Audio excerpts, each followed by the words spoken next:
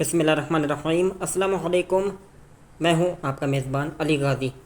नाज़रीन, एक चीज़ है जिसके बारे में हमें नॉलेज होना भरपूर ज़रूरी है।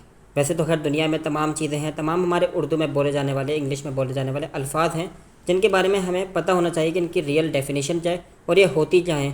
लेकिन इस चीज़ के बारे में लाजमी पता होना चाहिए ताकि हम उस लफ्ज़ पर काम कर सकें, क्योंकि वो जो लफ्ज़ है आजकल ज़माना इसी का है, वो है स्किल डेवलपमेंट्स। स्किल, सबसे पहले हम बात करते हैं स्किल की, फिर बात करेंगे डेवलपमेंट की कि आखिर इसका मतलब क्या है। स्किल, स्किल का मतलब है किसी भी काम को करने की सलाहियत, the ability of perform any task. तो आपकी सलाहियतें होंगी तो जब भी आप कोई काम करते हैं ना। स्किल, काबिलियत, किसी भी काम करने की काबिलियत। बात करें डेवलपमेंट की, डेवलपमेंट का मतलब है बेहतरी, इम्प्रूवमेंट, इजाफ़ा। तो ये जब दोनों अल्फाज आपस में मिलते हैं तो इसका मतलब होता है स्किल डेवलपमेंट का किसी भी काम को करने की महारत को हासिल करना। स्किल डेवलपमेंट हम क्यों करते हैं? ताकि हमें किसी भी काम करने में, किसी भी काम को परफॉर्म करने में हमारी सलाहियतों को निखार पैदा हो सके, यानी कि हमें महारत हासिल हो सके, एक्सपर्टीज़ हासिल हो सके, एक्सपर्ट हो जाए हम। अब बात करते हैं स्किल की टाइप्स की। स्किल की 4 टाइप्स होती हैं।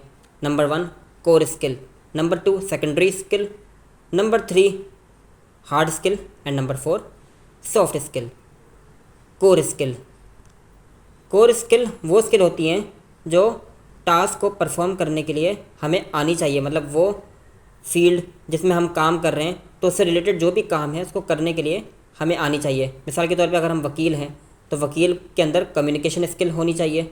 इसी तरह अगर हम सॉफ्टवेयर इंजीनियर हैं तो हमें कंप्यूटर पर हमारी भरपूर कमांड होनी चाहिए। डॉक्टर है तो डॉक्टर के पास मुकम्मल तौर पर मेडिकल से रिलेटेड इंफॉर्मेशन होनी चाहिए। अब बात करते हैं सेकेंडरी स्किल की।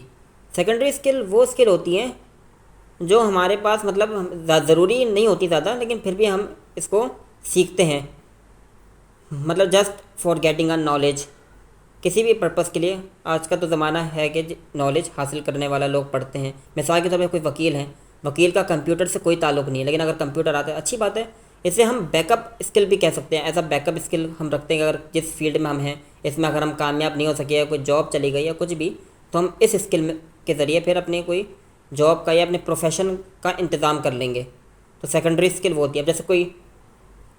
जैसे मैंने बताया कि वकील है और वकील का कम्युनिकेशन से ताल्लुक़ है, कंप्यूटर से ताल्लुक़ नहीं, लेकिन इसने सीखा हुआ है, तो अच्छी बात है, मतलब ऐसा सेकेंडरी स्किल्स ने सीख लिया। थर्ड चीज़ हार्ड स्किल। हार्ड स्किल वो होती है जिसकी ट्रेनिंग होती है, जो हम ट्रेनिंग करके हासिल करते हैं। मिसाल के तौर पे अब कोई लैंग्वेज कोर्स हम करते हैं या हम कंप्यूटर कोर्स करते हैं। कंप्यूटर कोर्स तो वैसे ही बहुत कॉमन है, मुख्तलिफ़ इलाकों में आपको इसके इदारे मिल जाएंगे जो कंप्यूटर सिखाते हैं। मतलब ट्रेनिंग के ज़रिए किसी भी चीज़ की ट्रेनिंग, वो स्किल्स होती हैं। कुकिंग स्किल्स हो गई, कुकिंग कोर्स खुद करके हम सीखते हैं, या कोई लैंग्वेज पे उभूर हो गया। एक होती है last soft skill. Soft skill वो स्किल होती है जो नेचुरल होती है, जो कोई सिखाता नहीं है। जैसे अब मेरी मदर टंग उर्दू है, अब मुझे किसी ने कोई सिखाई नहीं है, मैंने कोई इसके कोर्सेज़ नहीं किए हुए, बचपन से सीखी है।